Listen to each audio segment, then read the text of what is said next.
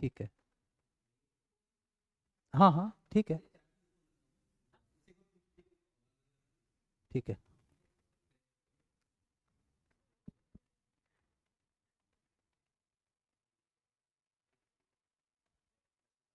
Right. तो are you prepared? Done. Okay. हमें भी वैसा ही होना चाहिए कि बच्चा अगर मेहनत करने वाला हो तो हम भी उसके साथ मेहनत करें, तभी जाके मतलब जो चीज़ है वो एक सक्सेस पे पहुंचती है। ठीक है। हमारा जो सर्किट थ्योरी है, फर्स्ट चैप्टर जो है हमारा, this is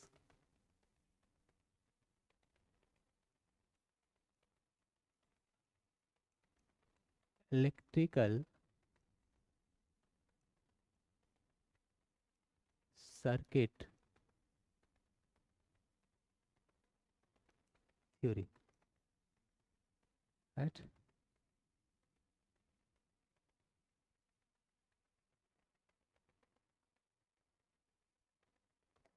okay.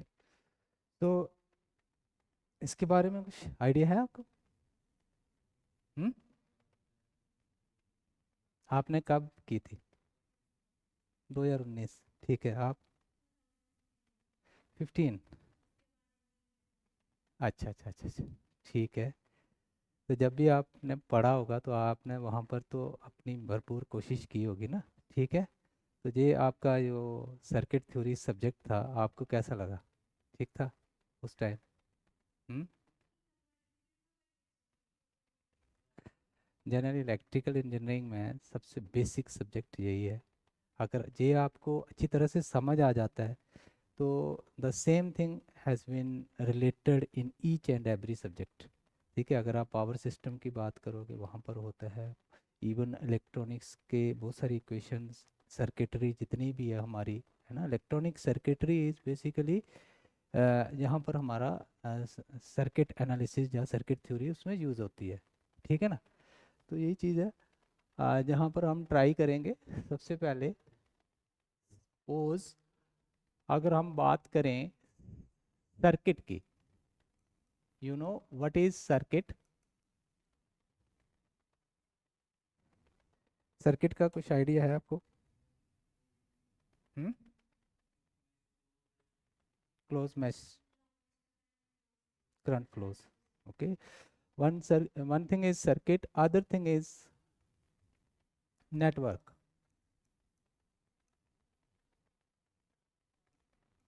Is there any difference between the to?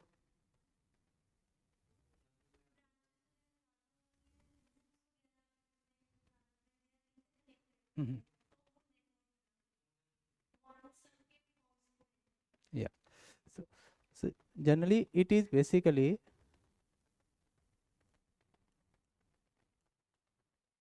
interconnection of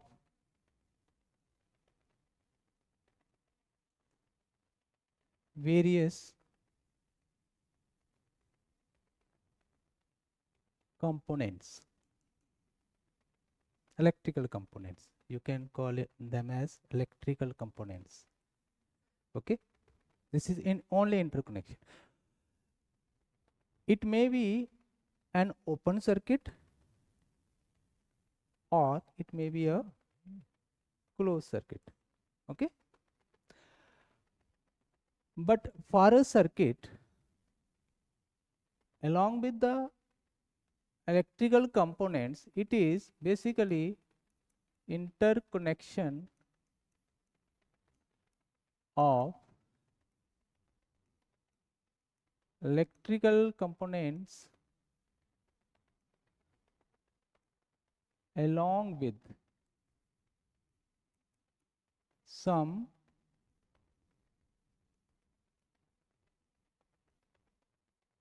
energy source, along with some energy source. तो there must be, it is very much necessary कि जहाँ पर एक energy source का होना जरूरी है सर्किट में। And circuit is designed for a very particular purpose if you have some objective what you are going to design or what you are going to make, definitely आपका एक particular objective होगा, उसके लिए एक particular circuitry होगी, है ना। और उस ऑब्जेक्टिव को अचीव करने के लिए I think no circuit is going to operate without this energy source, ठीक है ना। तो जब आपका ऑब्जेक्टिव आ जाता है उसमें एक एनर्जी सोर्स आ जाता है, एक वोल्टेज सोर्स हो जाता है, एक करंट सोर्स हो जाता है, ठीक है ना। तब वो सर्किट एक ऑपरेट करना शुरू कर देता है, और ऑपरेट करेगा तो डेफिनेटली उसका कोई ना कोई पर्पस होगा। अदरवाइज कोई आपने सर्किट बना दिया उसका कोई पर्पस ही नहीं है, what is the fun of that circuit, ठीक है ना। तो नेटवर्क क्या होता है कि it is just a connection of the elements only. इसमें एनर्जी सोर्स हो भी सकता है, नहीं भी हो सकता है। You can say every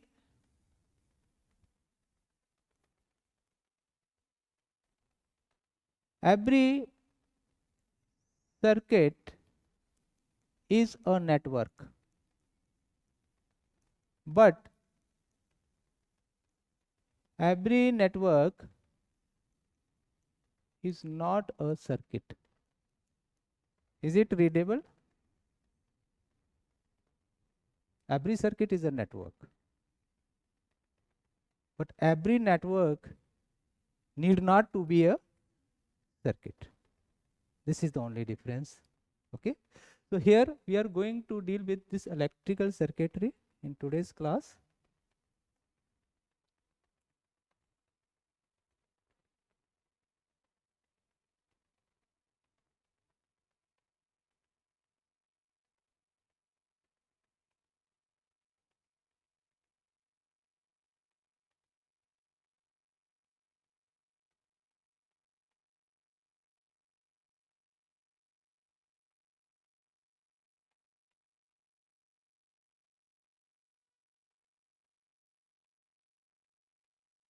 Okay. तो सबसे पहले अगर आप बात करो तो इसमें आपको देखोगे तो what are the various components of the electrical circuit, ठीक है ना। कंपोनेंट्स की बात करेंगे, ठीक है। Various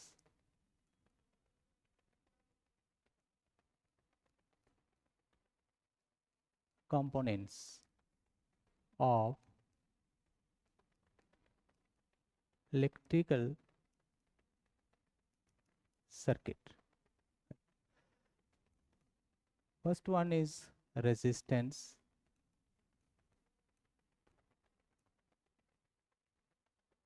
second one is, have you heard about the inductance,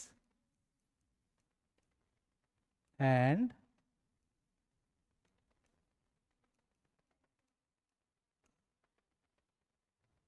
okay, अगर हम इसको थोड़ा सा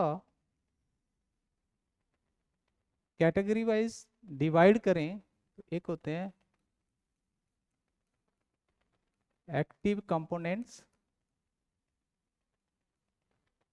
जिसमें हमारे बैटरी, जनरेटर वगैरह, करंट सोर्स, वोल्टेज सोर्स वगैरह आ जाते हैं। मतलब एक्टिव कंपोनेंट्स वो वाले कंपोनेंट्स होते हैं विच कैन डिलीवर एनर्जी, जो एनर्जी डिलीवर कर सकते हैं, ठीक है ना। ठीक है, तो which can deliver energy, okay. For example voltage source और current source, they are active components, okay. And second one is your passive components,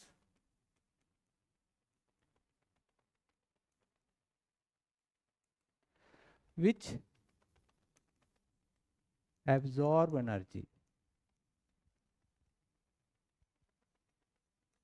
okay. And these passive components are resistance, inductance and capacitance, right। ठीक, ठीक है, ये चीज clear है। उससे पहले generally इनको हमने नेम वाइज कैटेगराइज किया हुआ है. Active means only voltage source and current sources are दो. This is also component. Suppose अगर आप वोल्टेज की बात करते हो, सपोज वोल्टेज सोर्स की बात करते हो, ये वोल्टेज सोर्स है, ये एक करंट सोर्स है. ठीक है, ये करंट सोर्स है, ये वोल्टेज सोर्स है, ये भी तो कंपोनेंट्स हैं. ठीक है, बट ये वो वाले कंपोनेंट्स हैं जो सर्किट को एनर्जी प्रोवाइड करते हैं. ठीक है ना. और ये रेजिस्टेंस, इंडक्टेंस और कैपेसिटेंस, ये तीन ऐसे कंपोनेंट्स हैं जो एनर्जी को कंज्यूम करते हैं, ऑब्जॉर्व करते हैं, यूटिलाइज करते हैं. लाइक ये तो डिसिपेट करते हैं, but these two components inductor and capacitance, they can store the energy. ठीक है, they can store the energy. This can store the energy in the form of the current, this can store the energy in the form of voltage, right? So ये energy को consume करते हैं, that's why they are basically categorized as the passive components. Okay, right, this is clear. Okay.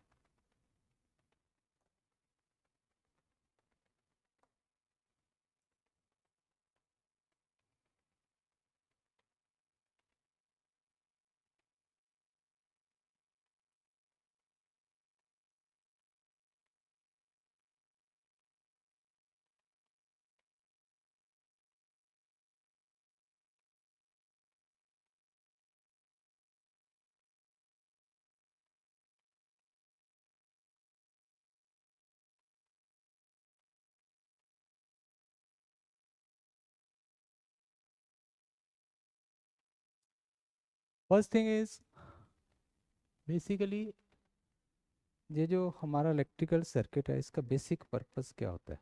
Basic purpose ये होता है just to transfer the energy from one point to another.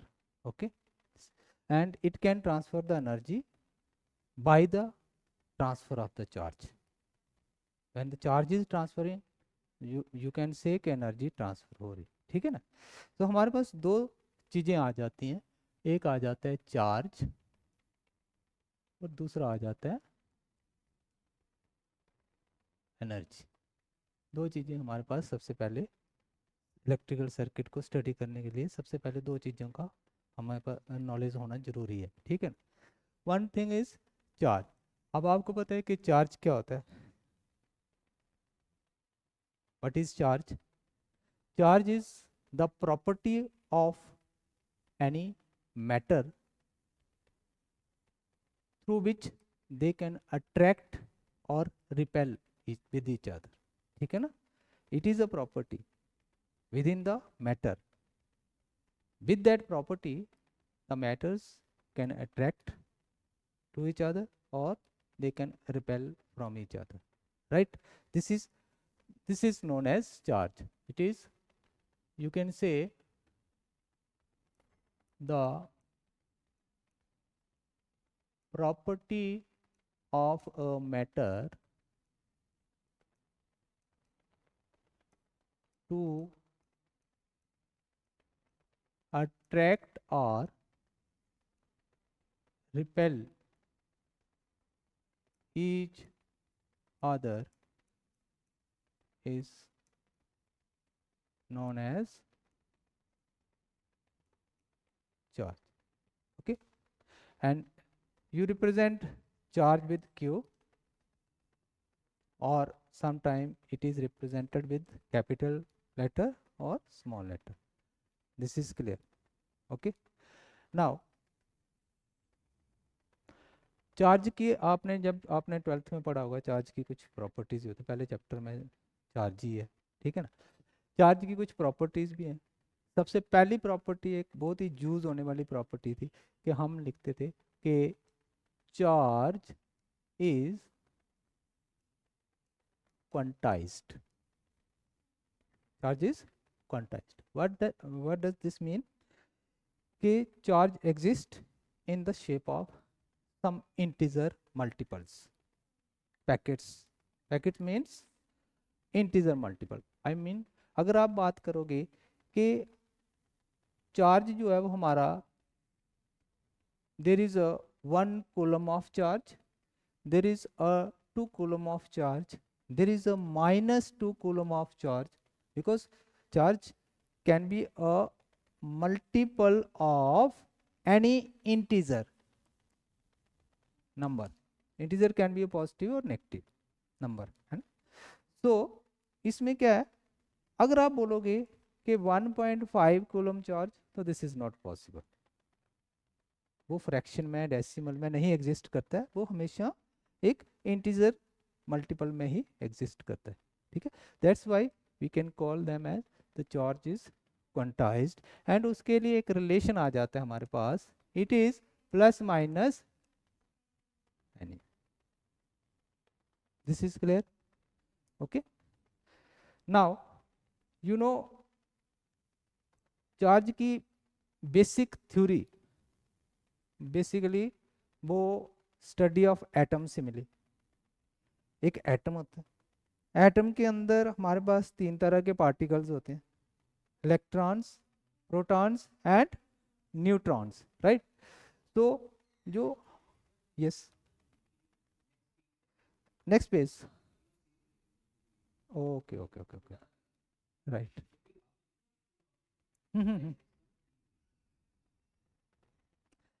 Charge हमारा क्या है, quantized है.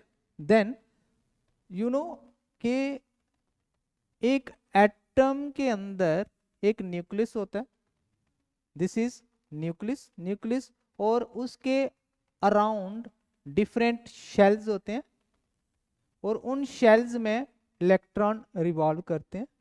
ठीक है, ये हमारा न्यूक्लियस है. न्यूक्लियस के अंदर एक प्रोटॉन होते हैं और एक न्यूट्रॉन होते हैं. प्रोटॉन का पॉजिटिव चार्ज होता है और न्यूट्रॉन का 0 चार्ज होता है. बट अगर कोई इलेक्ट्रॉन की बात करेंगे तो इलेक्ट्रॉन जो है वो न्यूक्लियस के अंदर नहीं होते हैं, इलेक्ट्रॉन न्यूक्लियस के राउंड रिवॉल्व करते हैं.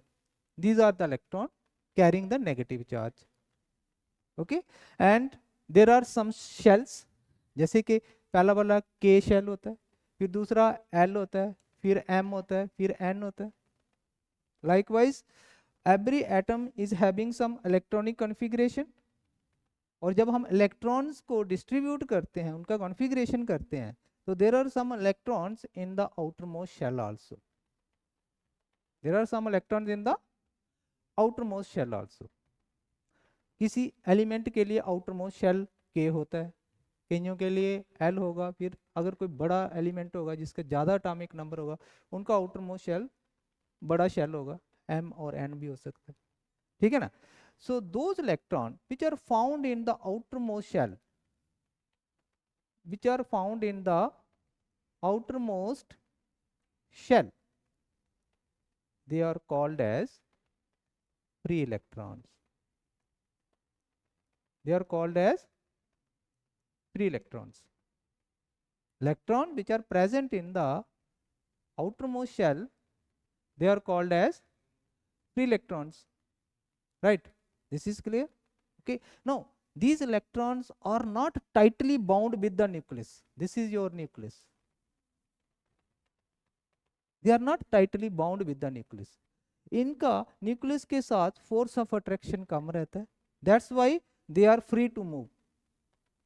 ये कभी इधर मूव करते हैं, कहीं कहीं दूसरी जगह मूव कर जाते हैं. कई बार क्या होता है कि एक एटम जो है, दूसरा एटम जहां, इस एटम का इलेक्ट्रॉन दूसरे एटम में चला जाता है, right. This is clear. Okay, now अगर हम बात करें कि सपोज एक हमारा चार्ज होता है positive charge.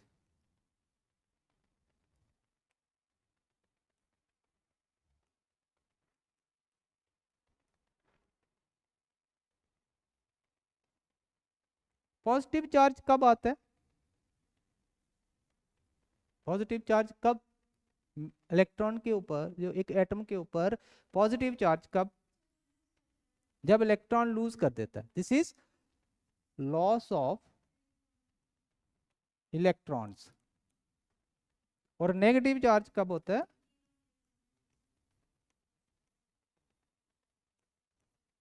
Gain of electrons. Okay, now जो इलेक्ट्रॉन्स हैं हमारे पास, उनका चार्ज कितना होता है? Generally it is 1.60, it is measured in coulombs. Coulomb is the unit of the charge. Okay, so अगर हम बात करेंगे कि Q is equal to Ne, E is basically the charge of one electron and N is the number of electrons. अगर हम बात करेंगे कि एक कूलम में कितने इलेक्ट्रॉन होते हैं, एक कूलम में कितने इलेक्ट्रॉन होते हैं, सपोज हम बात करते हैं Q is equal to N E, when अगर n की बात करेंगे it will be Q upon E, Q upon E, when Q is 1 coulomb and E is 1.6021 10 raised to power minus 19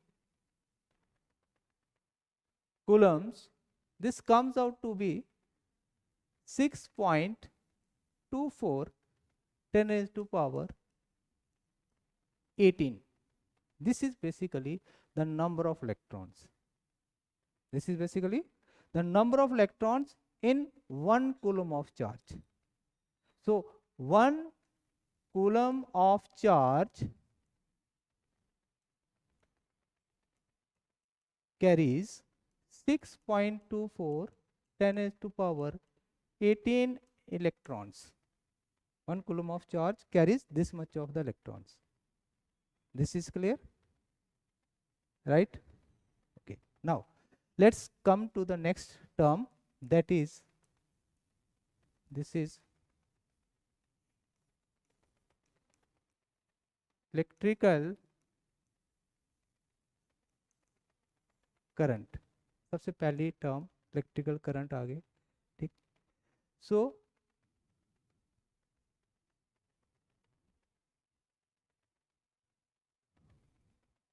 do you know what is electrical current?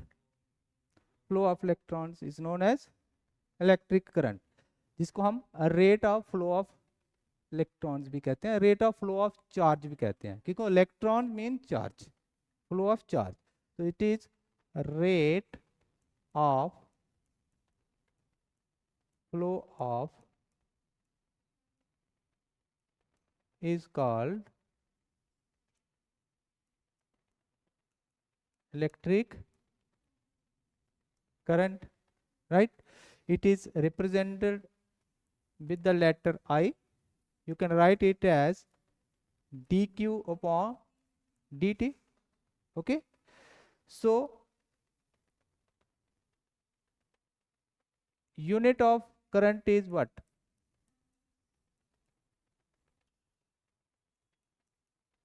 Ampere.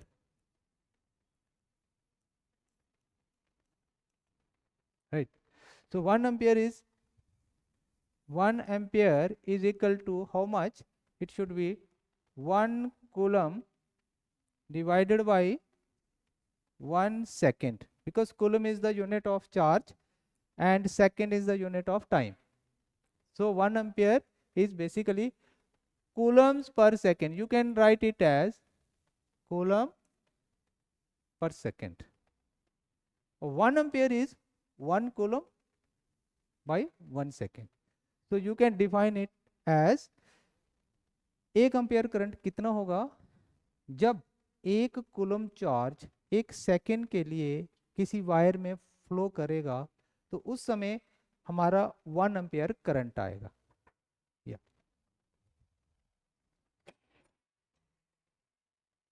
हाँ, कोई बात नहीं.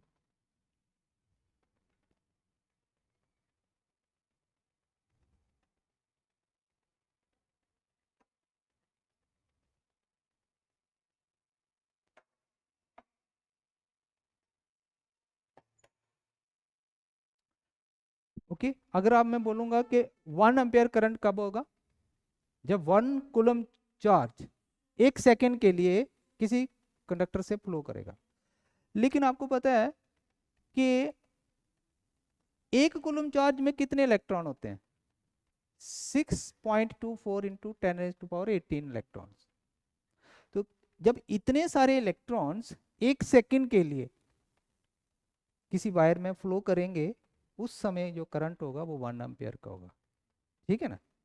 Suppose अगर मैं आपको पूछूं कि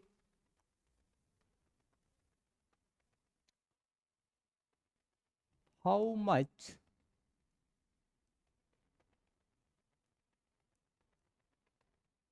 current is how much current is produced when this much of 10,000 of electrons are flowing in a conductor। जब इतने इलेक्ट्रॉन फ्लो करेंगे तो करंट कितना होगा। तो आपको पता है कि जब 6.24 into 10⁻18 electrons 1 ampere current is equal to 1 ampere current. So if it is 1 electron, it will be 1 over 6.24 10⁻18। ये दूसरी साइड जाएगा, डिनोमिनेटर में हो जाएगा, राइट। देन अगर मैं यहाँ पर 10,000 इलेक्ट्रॉन लगा दूँ, it will B 1 6.24 18 multiply by 10,000. So you know what is this? Because हमने कैलकुलेट किया था 1.6 into 10⁻⁻19 is equal to 6.24 10⁻18।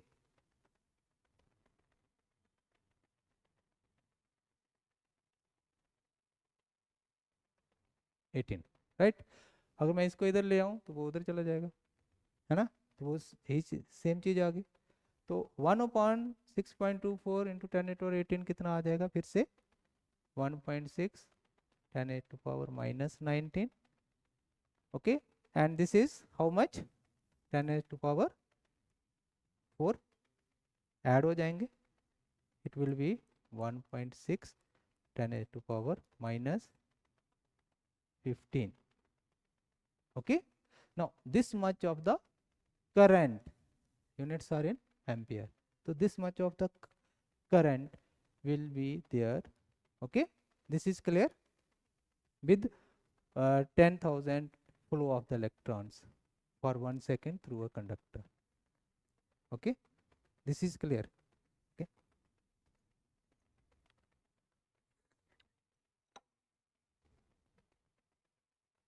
erase कर।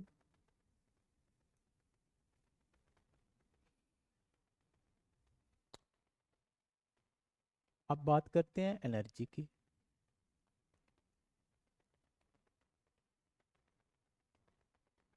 सबसे पहले हमारे पास एक आ जाता है लॉ ऑफ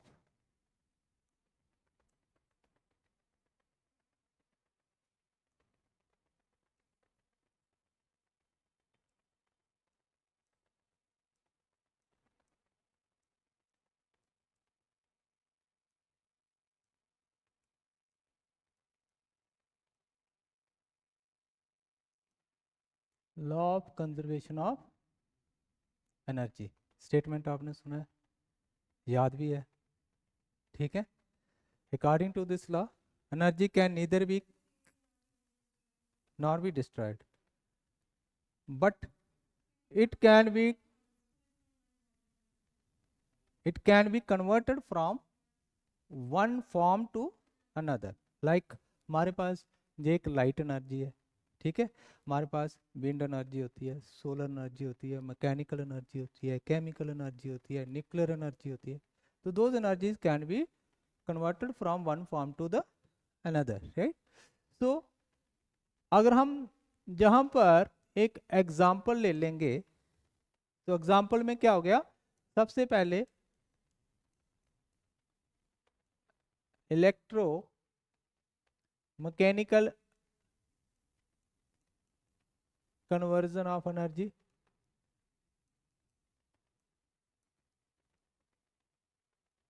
ये कहीं पर आपने देखी है? इलेक्ट्रोमैकेनिकल, इलेक्ट्रिकल को मैकेनिकल में, मैकेनिकल को इलेक्ट्रिकल में। जनरली आप, अगर मैं बात करूं जनरेटर की, वो भी एक मैकेनिकल टू इलेक्ट्रिकल कन्वर्जन है।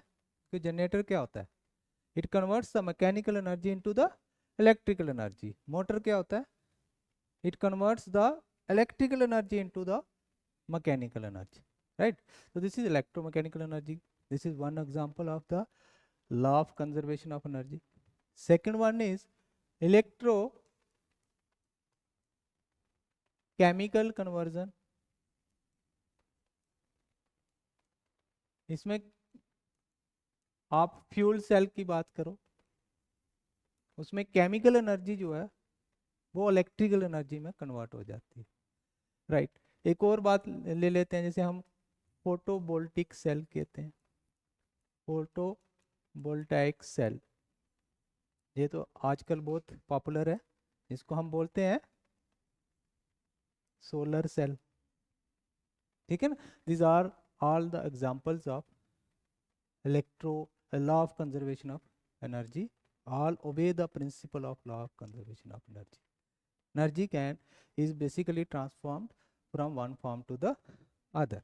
Okay, now किसी भी चीज को मूव करने के लिए हमें कुछ ना कुछ काम करना पड़ता है, ठीक है? जैसे कोई वर्क डन करना पड़ता है, कोई भी चीज। अब हमें यहाँ पर क्या करना है?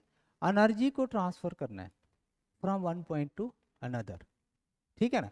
तो there must be some work done, ठीक है? तो यहाँ पर हम लिख सकते हैं कि in all these processes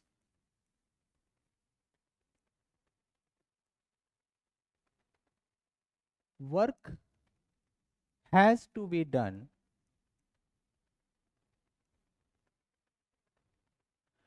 to transport or transfer the charge from one point to another point. कोई भी चीज को एक जगह से दूसरी जगह मूव करने के लिए हमें क्या करना पड़ेगा? वर्क डन लगाना पड़ेगा। वर्क डन क्या होता है? Force multiply by distance. We apply the force, the body will cover move through a certain distance, product of the force and distance will be a work done, ठीक है ना? Now जहां पर भी कुछ ऐसा ही है। नाउ ये जो वर्क डन हम लगा रहे हैं, अगर हम एक यूनिट चार्ज को मूव करने के लिए जितना वर्क डन लगाएंगे, हम उसको क्या बोलेंगे? इलेक्ट्रिक पोटेंशियल, जिसको हम दूसरी भाषा में क्या बोलते हैं?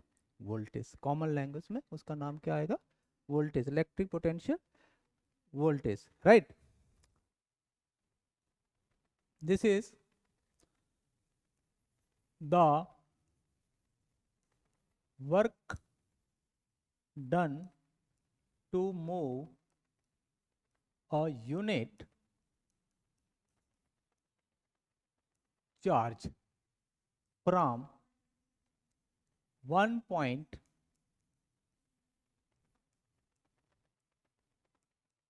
is called,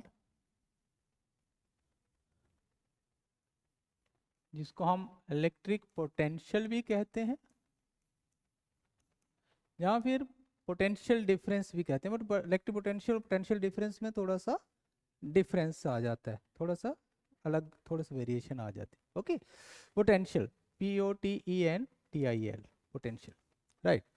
नाउ अगर मैं इसको इलेक्ट्रिक पोटेंशियल को रिलेशन के हिसाब से लिखूंगा, this will be your work done per unit charge.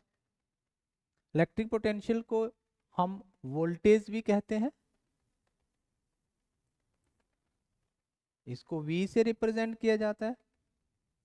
Work done को W, एंड चार्ज के लिए Q.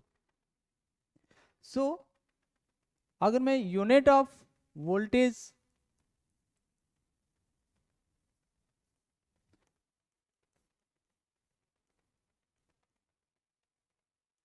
लिखूंगा तो यूनिट ऑफ वोल्टेज के लिए सबसे पहले मुझे वर्क डन का यूनिट लिखना पड़ेगा. वर्क डन का यूनिट क्या होता है? जूल. ओके. एंड चार्ज का क्या हो गया? कूलम. जूल को J से रिप्रेजेंट किया जाता है, कूलम को C से. And this is volt. This is equal two volt. अगर आपको पूछा जाए कि 1 वोल्ट किसके बराबर होगा तो आप लिखना कि it is equal to 1 joule by 1 coulomb. when 1 joule of the work is done to move a 1 coulomb of the charge, then the potential is equal to 1 volt. Right? This is clear. Okay.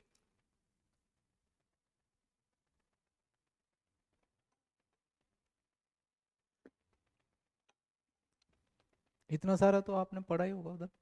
याद था आपको? Physics का भी है. बिल्कुल बिल्कुल बिल्कुल. So this is about potential. Now, very important relation. Suppose we'll take a differential amount of the work done for a differential amount of the charge. It will be again a potential. हम potential को ऐसे भी define कर सकते हैं, change in work done divided by change in charge. That is again, अगर हम इसको multiply करें, multiply both side by current I,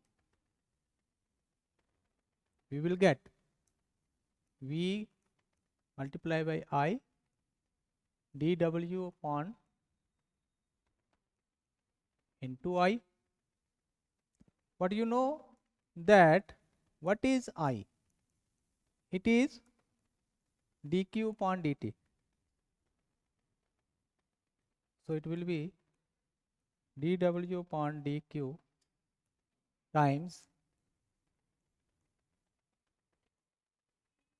dq will get cancelled. It comes out to be equal to dW upon dt. This is V cross I, and this is basically rate of change of work. And you know work and energy are same thing. So you can call it as rate of change of work done, which is equal to power P. So we have developed a relation for power. हमने power के लिए भी एक relation निकाल दिया कि हमारा जो पावर है it is basically the product of voltage and current. Power is product of voltage and current. Right? This is clear. Okay. और आप इसको हम ऐसे भी लिख सकते हैं कि सपोज हमें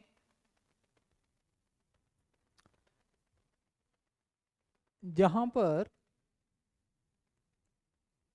dW upon dt भी लिख सकते हैं. ठीक है. dt को उधर ले जाइए, P into dt which is dW. On integrating both sides, what you will get, this is the integration of the work done, which is energy. So energy is basically the integration of the power with respect to time. This is clear. Okay. So we have developed the relation of voltage, power, energy, current. सारी चीजें आपने note down कर ली हैं. ठीक है ना? This is done.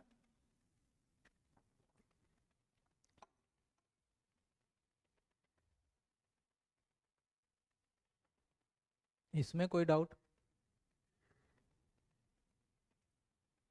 Clear है ना?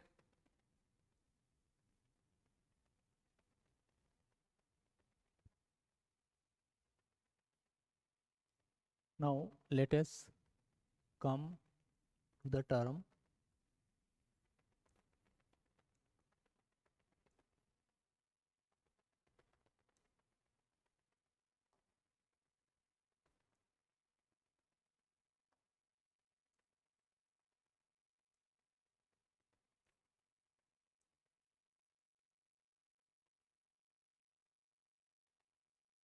रेजिस्टेंस।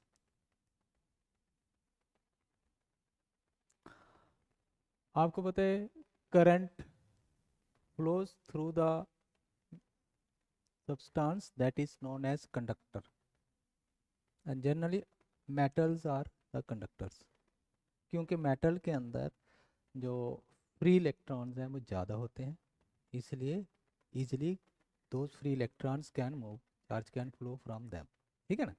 अब देखो इनिशियली जो चार्ज है वो ड्रिफ्ट करता है। ड्रिफ्ट का मतलब क्या होता है? इधर उधर मूव करना इन अ जिग जैग पाथ। कोई इधर जा रहा है, कोई आगे आ रहा है, कोई पीछे आ रहा है, कोई ऐसे आ रहा है, उसकी कोई पर्टिकुलर डायरेक्शन नहीं होती। ठीक है ना? तो जनरली अगर हम देखेंगे ये एक कंडक्टर है, तो electrons are there, free electrons are there in this metal, in this conductor, and they are basically drifting here and there. But अगर मैं इसी कंडक्टर को किसी एनर्जी सोर्स के साथ कनेक्ट कर देता हूँ, एक बैटरी के साथ कनेक्ट कर देता हूँ, तो ये क्या करता है कि it has some positive and negative terminal. तो विद दिस हमारे इलेक्ट्रॉन क्या होता है, एक सिंगल डायरेक्शन में मूव करना शुरू कर देता है।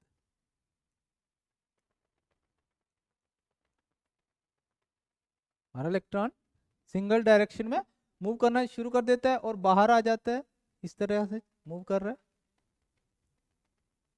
इधर से इधर जाएगा, फिर इधर जाएगा। So here electrons are basically flowing from B to A. This flow of electron is known as current, electric current. This is basically electric current, right? Electric current कैसे फ्लो कर रहा है? नेगेटिव से निकल रहा है और घूम के पॉजिटिव के पास पहुंच रहा है। ठीक है ना? We call it as the electric current, और it's other name is also, it is known as electronic current. Electronic current means the direction of the current is as per the direction of the flow of electrons. So we can call it as a electronic current, right? Now but अगर आप ऐसे कभी भी किसी को पूछो कि how the current flow, तो you will say it moves from positive to negative. That is known as conventional current. So there is one more current, that is conventional current. तो conventional current का मतलब क्या हो गया कि current हमारा एक पॉजिटिव से निकल रहा है, positive terminal of the battery से निकल रहा है, तो नेगेटिव टर्मिनल से अंदर वापस आ रहा है। ठीक है जी? इसको कन्वेंशनल क्यों बोलेंगे?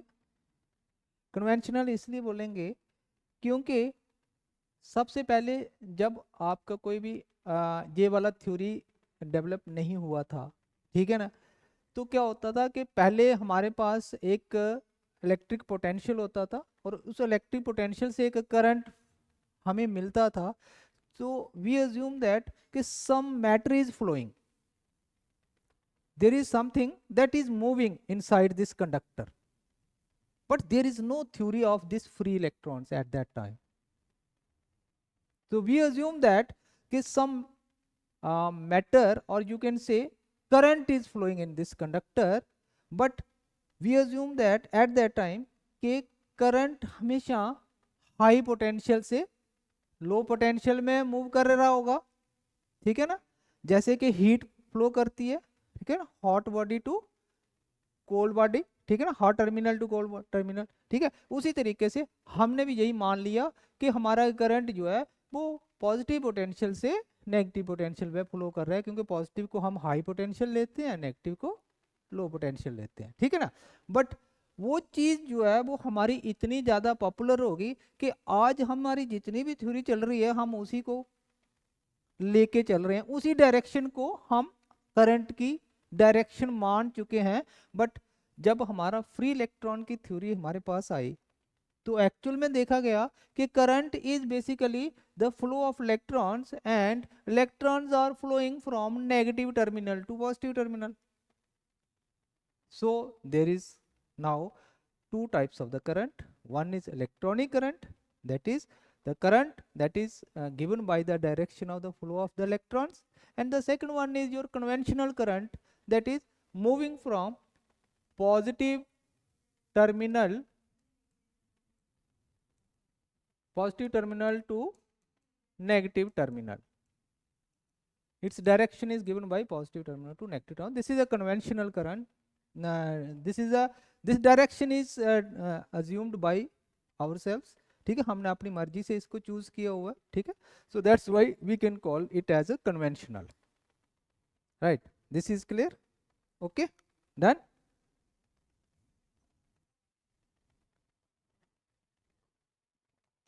अब देखो, जब इलेक्ट्रॉन किसी मेटल से फ्लो करते हैं तो आपको पता है कि इसके अंदर बहुत सारे एटम्स होते हैं। एक मेटल के अंदर बहुत सारे एटम्स होते हैं। Matter is made up of large number of atoms. Atom is the smallest particle. We cannot see it with naked eye. It is so small. Now, this is an electron and this is a atom, or it can be a molecule also. Right. Now, क्या होता है कि जब ये electron ऐसे flow कर रहा था, ऐसे फ्लो कर रहा था, तो it has collided with some other atoms or with some other molecules. There is a collision of electrons with the atoms or some molecules. जब भी एक मेटल से, एक कंडक्टर से, एक वायर से जब करंट फ्लो करता है, जब इलेक्ट्रॉन फ्लो करता है, तो वो क्या करता है कि किसी दूसरे एटम के साथ कोलाइड करता है, ठीक है ना। Now due to this collision of the electrons, इसके फ्लो को अपोजिशन मिलती है। There is opposition to the flow of electron, ठीक है ना। सो यहां पर हम बताएंगे the electrons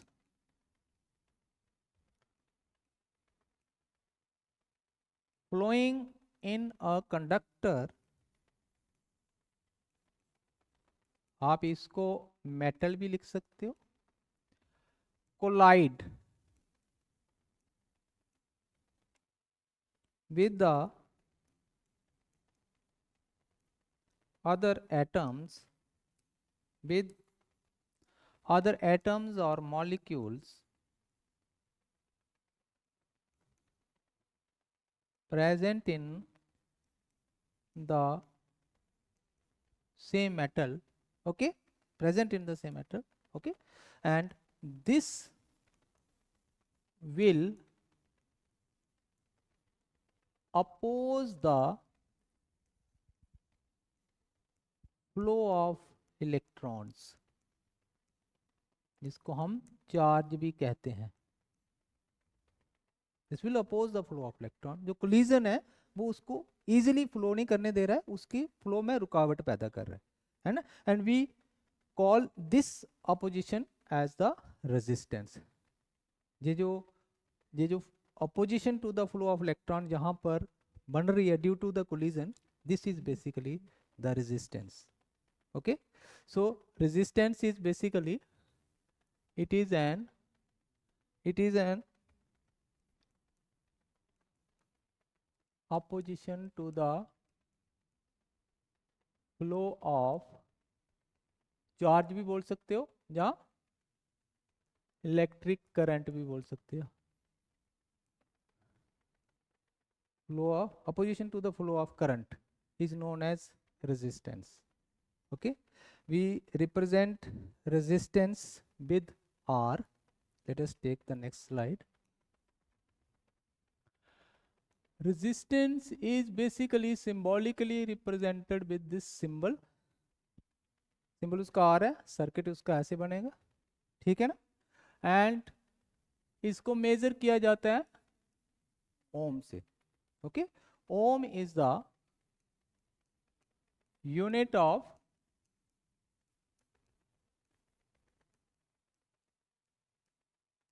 resistance. Okay, now अगर आप बात करो कि कोई पूछेगा 1 ओम किसके बराबर होता है, तो आप क्या करो. जनरली क्या होता है, जब इलेक्ट्रॉन मेटल में से पास कर रहा होता है और वो कोलाइड कर रहा है, कोलिजन हो रहा है वहां पर, तो कोलिजन से क्या होता है, एक हीट प्रोड्यूस होती है.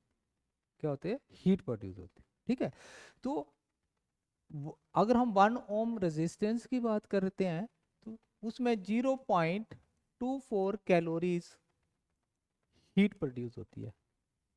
Heat is produced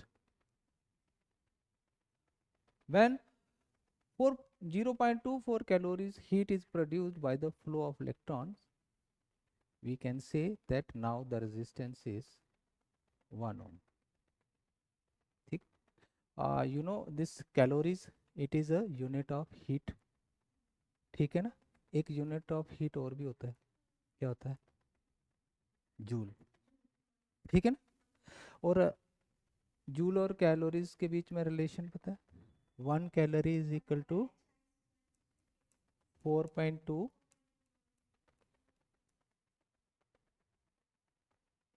or you can say 1 kilocalorie is equal to 4.2 kilojoules. Generally calorie and joules जो होते हैं वो एक दूसरे के प्रोपोर्शन होते हैं. जैसे कि इसने जितना काम किया उसके बराबर इसने भी उतना ही काम किया, तो वो प्रोपोर्शन वैल्यूज होती हैं. अगर हम उनका रेशो ले लेते हैं तो तो वो 4.2 आता है, इसलिए उसको रिलेट किया गया 1 calorie is equal to 4.2 joules. This is, I think, little bit clear. Any doubt?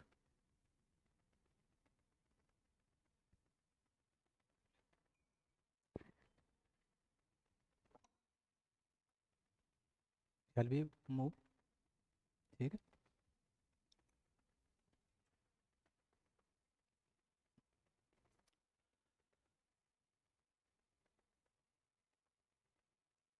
इसको बोलते हैं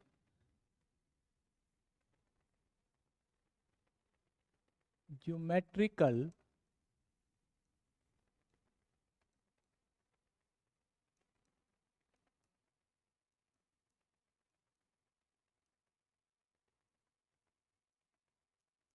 resistance. Okay, this shows that resistance is directly proportional to the length of the conductor. Resistance is inversely proportional to the area of the cross section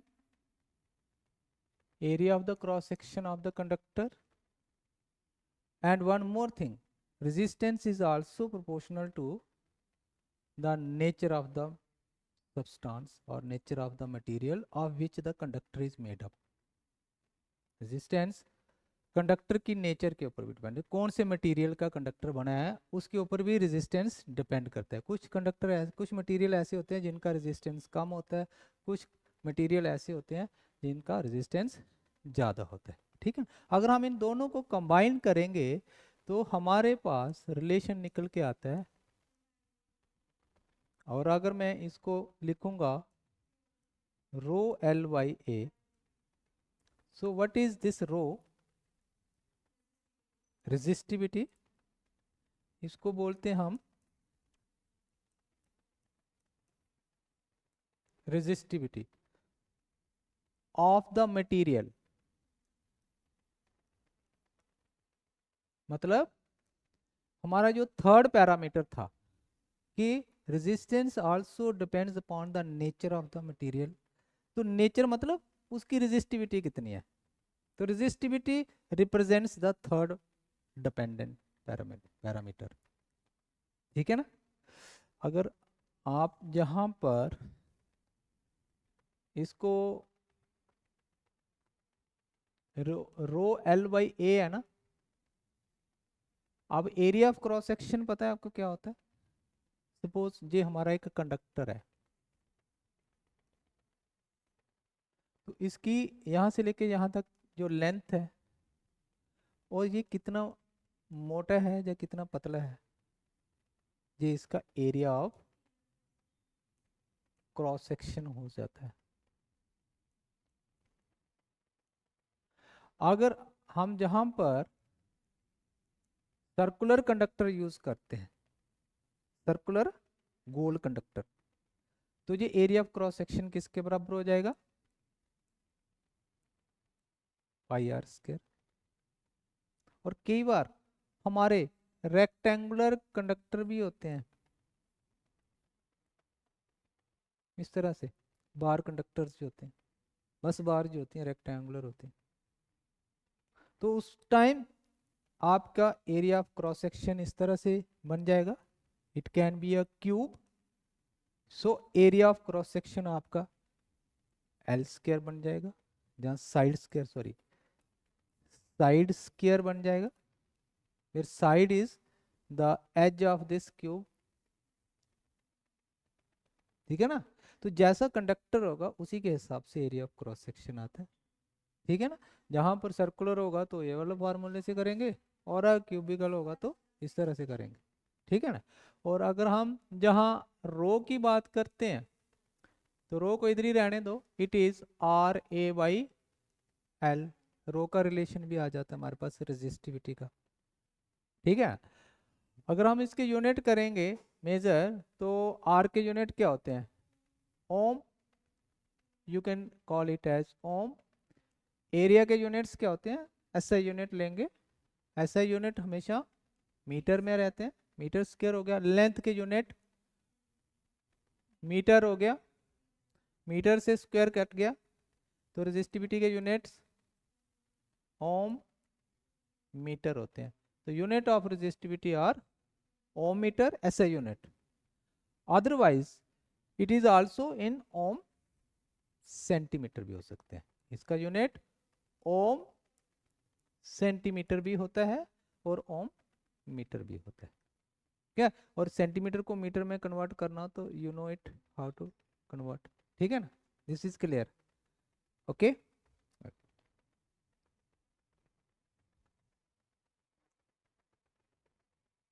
the next term related with this. Now एक चीज और मैं आपको बता देता हूं। आपको पता है एक टर्म होती है हमारे पास स्पेसिफिक रेजिस्टेंस, क्योंकि स्पेसिफिक रेजिस्टेंस के बहुत सारे क्वेश्चन पेपर में आते हैं कि उसमें टर्म स्पेसिफिक रेजिस्टेंस लिखा होता है। तो specific resistance is nothing but it is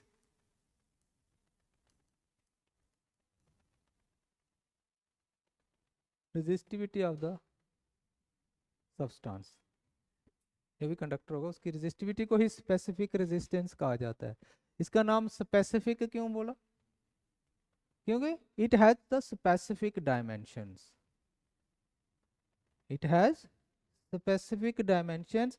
It has, suppose you can say कि अगर हम लिखेंगे कि dimensions of area are meter square and dimensions of length are meter, then since it has specific, this resistivity is obtained from some specific dimensions, that's why it is known as specific resistance.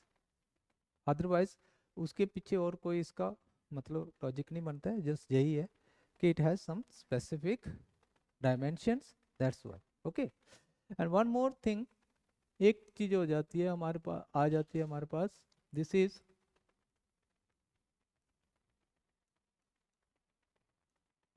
Conductance.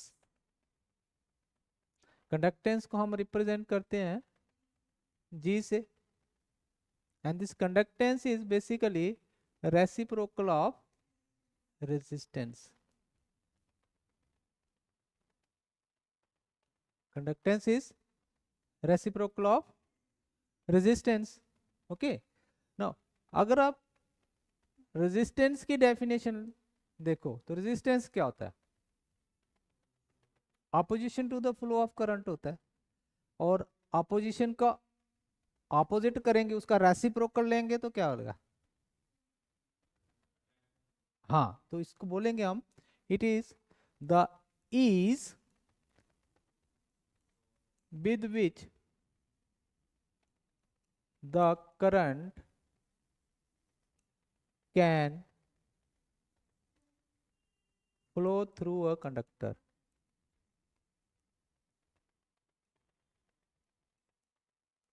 It is the easiness or easiness with which the current can flow through a conductor is known as conductance. Conductance means कि वो कितना ज्यादा conduct कर सकता है. Resistance मतलब कितना oppose कर सकता है. कंडक्टेंस मतलब कितना ज्यादा करंट उसमें से पास हो सकता है. ठीक है ना?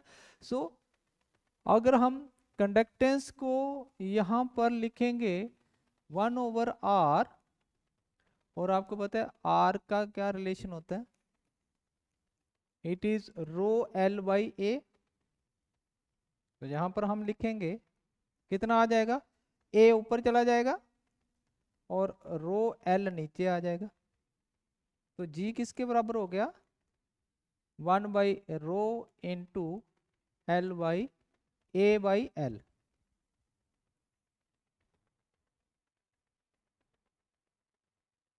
जी इज इक्वल टू 1/रो इंटू ए बाई एल. और आपको पता है 1/रो क्या होता है? Reciprocal of resistivity is known as conductivity, and we can represent conductivity with alpha. So it is alpha, or sorry, it is not alpha, it is sigma. Sigma times A by L. So conductance has a geometrical relation. Conductance is equal to sigma A by L. ठीक है? और from here you can get the relation for sigma also, which is G into L by A. आपको पता है conductance के unit क्या होते हैं? यूनिट्स ऑफ कंडक्टेंस इज मो. ओम का ऑपोजिट, ओम को उल्टा स्पेल करना आपने, मो बन जाता है. उसको हम ऐसे रिप्रेजेंट करते हैं, उल्टा उल्टा ओम बनाएंगे. ठीक है ना? तो यहाँ पर अगर हम इसके यूनिट मो लिख देते हैं, इसके यूनिट मीटर लिख देते हैं, एरिया के यूनिट क्या हो जाएंगे? मीटर स्क्वायर हो जाएगा. मीटर से स्क्वायर कट जाएगा, तो व्हाट इज लेफ्ट? मो metre. So what are the units of the conductivity? This is known as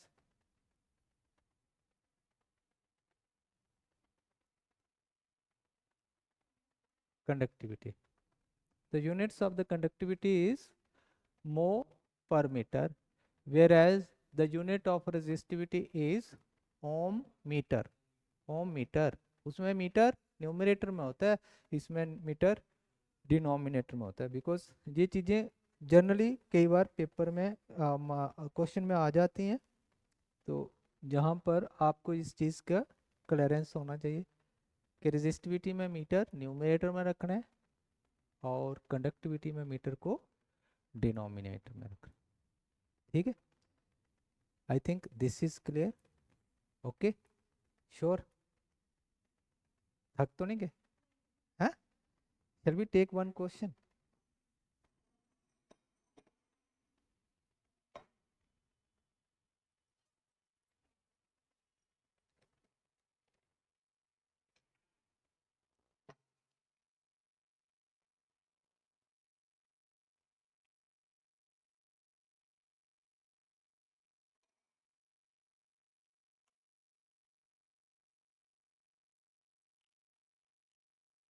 Will you write? I will dictate.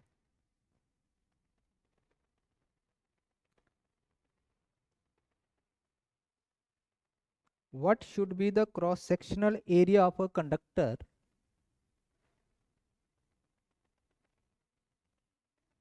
cross-sectional area of the conductor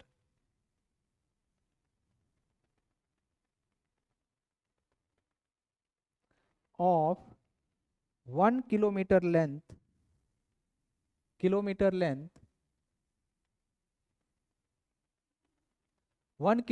length 1 kilometer length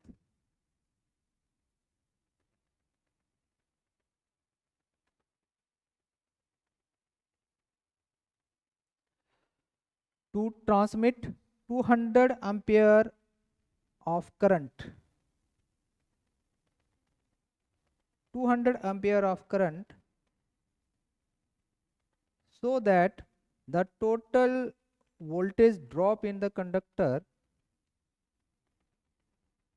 so that the total voltage drop in the conductor may not exceed 12 volt.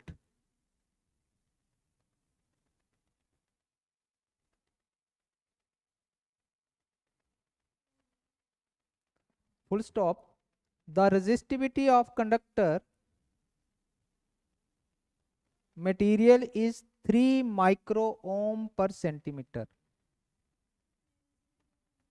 Is 3 micro ohm per centimeter. So it is given that we have to find what is the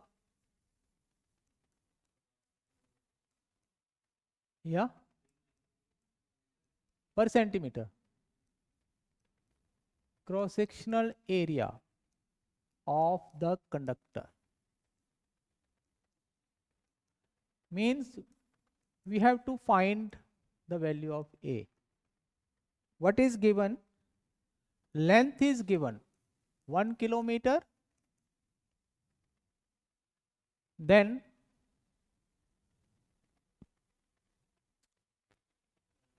current is given 200 amperes and voltage is given 12 volts.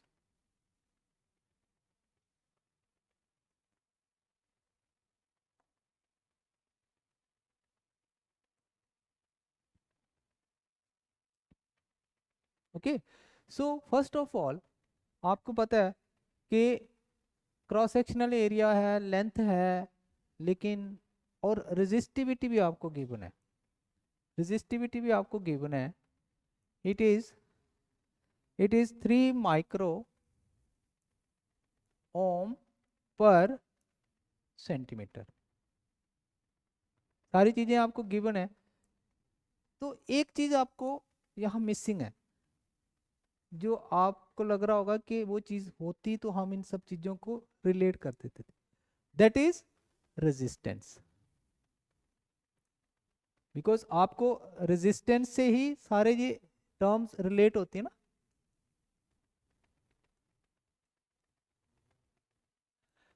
तो using the Ohm's law you know V is equal to IR, or R is equal to, so here it is V upon I, it is 12 upon 200. 12 upon 200 is how much? Now you just break it. 2 into 100. This is 6. This 100 will go up, minus 2 ohm. So what we know that we know that there is a relation of resistance with length, area of cross section and resistivity. Rho L by A का relation आपको पता है, ए किसके बराबर होगा, are नीचे आ जाएगा, value डाल देते हैं। फर्स्ट ऑफ ऑल जो लेंथ है उसको हम थोड़ा चेंज कर देते हैं, 1000 लिख लेंगे, मीटर हो जाएगा। इसको भी हम लिख लेंगे 3 इंटू 10⁻⁻⁻6, माइक्रो का मतलब क्या होता है, और डिनोमिनेटर में क्या है, सेंटीमीटर है, तो सेंटीमीटर को मीटर में कर देते हैं, कितना आ जाएगा, सेंटीमीटर को मीटर में करने के लिए कितना आएगा, बोलिए। हाँ हाँ बिल्कुल बिल्कुल, तो इट इज कितना आ जाएगा, 1/100, जिसको हम बोलेंगे कितना आ जाएगा ये, 1 सेंटीमीटर को मीटर में कन्वर्ट करने के लिए 100 से डिवाइड करना पड़ता है, कितना आ जाएगा, 3 इंटू 10⁻⁻, ये 100 ऊपर चला जाएगा, +2 हो जाएगा, -4 आ जाएगा, ठीक है। Now this is ohm meter. So here you can put the values, कितना आ जाएगा, 3 into 10⁻⁻4, length is, and in the denominator what is resistance, 6 into 10⁻⁻2, you simplify the things, okay, जे ऊपर जाएगा 5 हो जाएगा, okay, you can calculate how much it is now।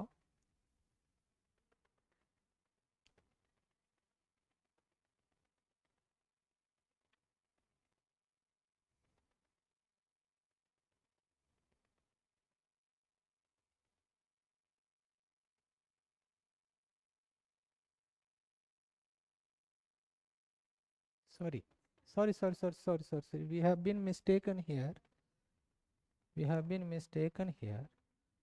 the units are written wrongly, yeah, it is ohm centimeter, it is not in the denominator, so it will be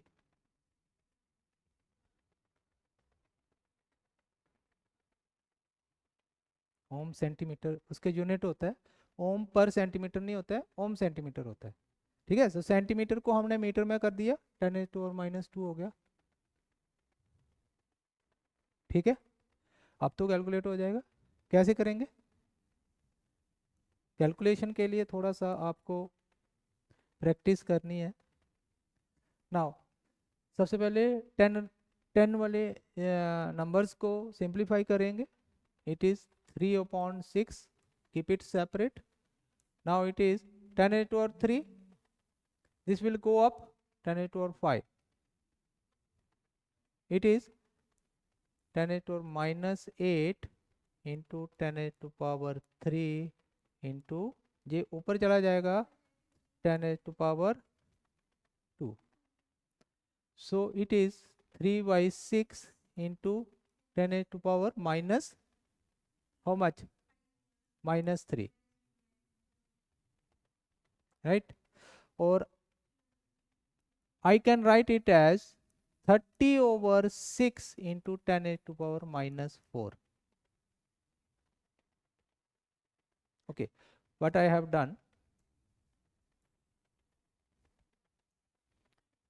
मैंने इसको 10 से multiply किया, 10 से divide कर दिया, 10 से multiply हुआ तो 3 का क्या बन गया, 30 बन गया, और ये जो 10 ऊपर जाएगा तो ये पावर इंक्रीज हो जाएगी, 10⁻⁻4 हो जाएगा, 6 और 30 को हम कैंसिल कर सकते हैं,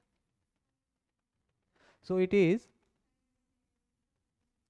5 into 10⁻⁻4, now what you are getting, area of the cross section, so it is meter square,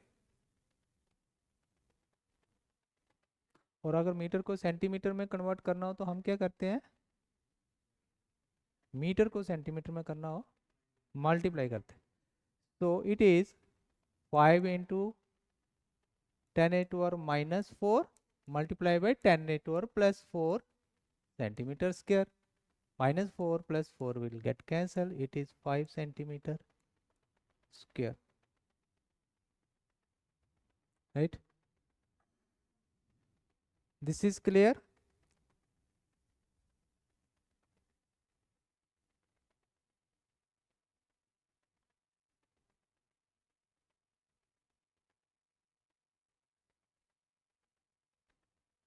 इसमें ठीक है आपको कोई दिक्कत?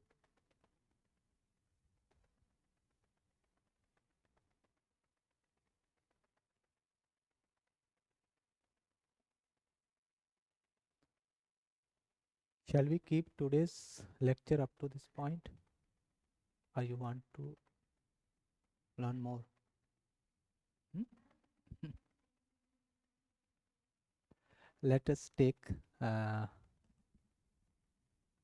10 minutes are left for 6:30. So we have 10 minutes now.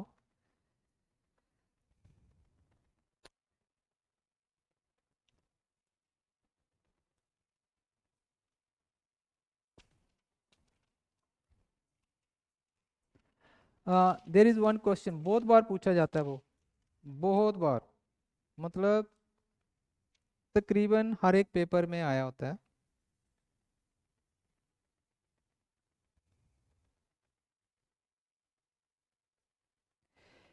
If the length of the conductor is doubled and its area of cross section is also doubled, then the resistance will be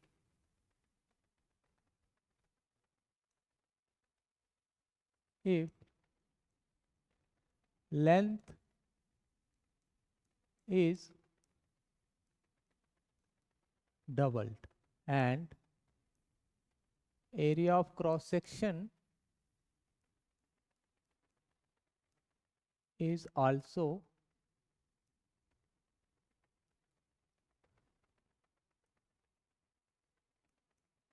what will be the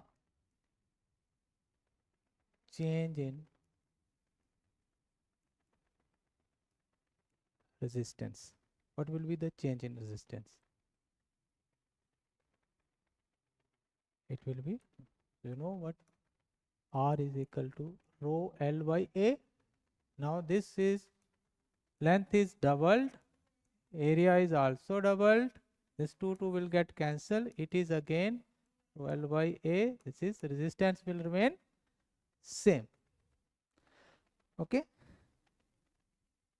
A certain piece of aluminium is to be shaped into a conductor of minimum resistance.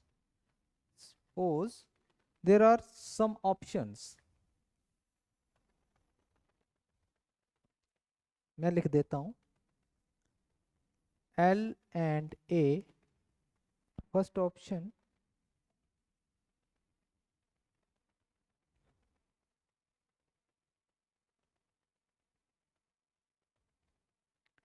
two L and A by 2, L by 2 2A,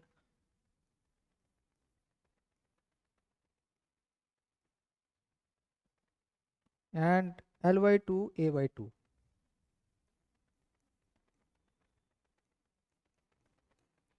We want the minimum resistance.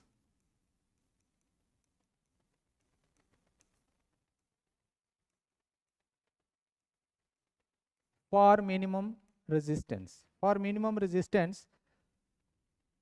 which option you will choose?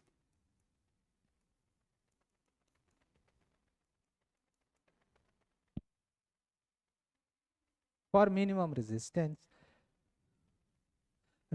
should be minimum. You know resistance होता हमारा रो L by A. पहला वाला करेंगे तो as it is रहेगा, L को L रखेंगे, A को A रखेंगे, no change.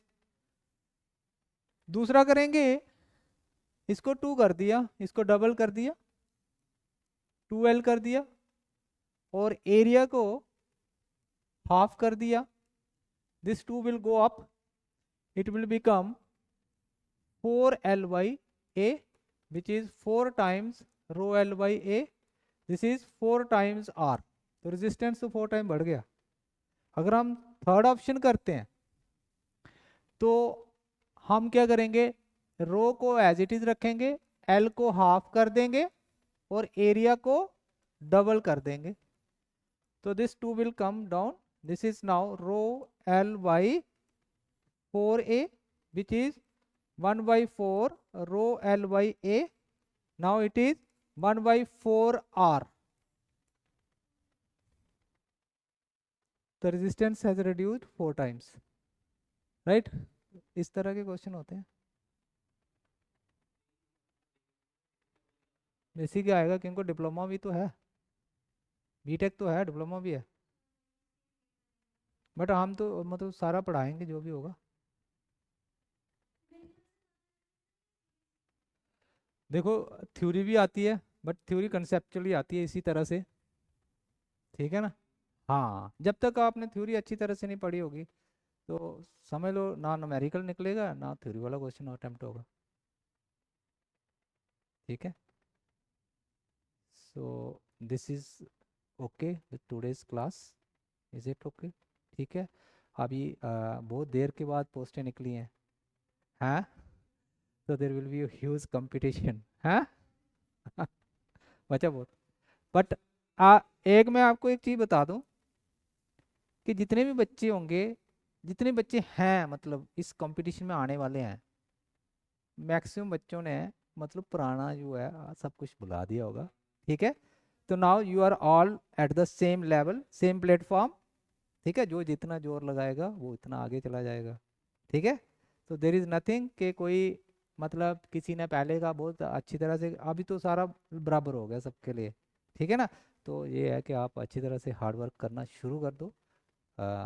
Most probably I think paper भी वे जल्दी ले लेंगे. ठीक है ना.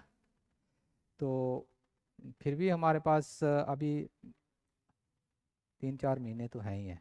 ठीक है ना. क्योंकि 1 महीना फॉर्म भरने के लिए लग जाएगा. हम्म.